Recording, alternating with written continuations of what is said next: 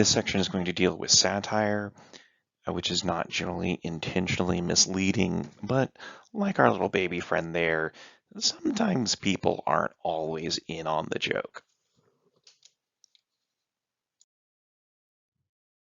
Just so that we're clear on what I mean by satire, I'm defining satire as a joke that is presented as something real.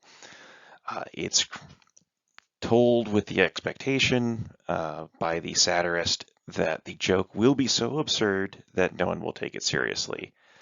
And yet, some people do fall for it. It's safe to say that most people like a good joke. Like, we all like to have a good laugh now and then. But that doesn't mean that we can't take humor a little bit seriously. Comedy is often a form of social commentary. It allows us to point out things that might be uncomfortable or to talk about things that are very serious but with a little bit of emotional safety. But you don't want to take a comedian too seriously. Even shows that blend comedy and information, like The Daily Show or John Oliver, may oversimplify a complicated issue for laughs. How to get the joke. Satire is usually the easiest of our quote unquote fake news categories to figure out.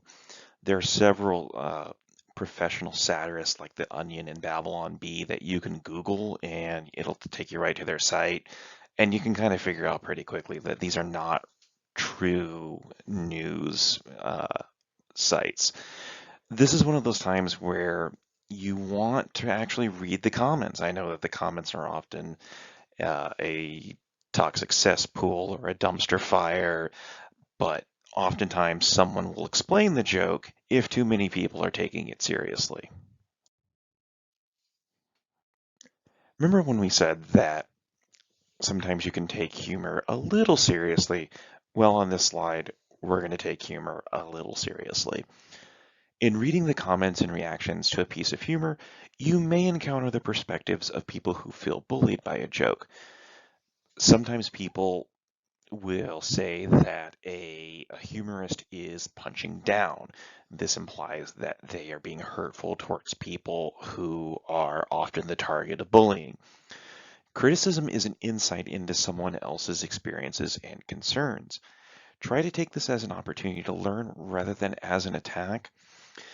Even if you personally feel judged, that you feel that someone is judging you for what you find funny, um, try to consider the possibility that this criticism is coming from somebody who just truly wants to be understood and wants to correct misunderstandings rather than lash out.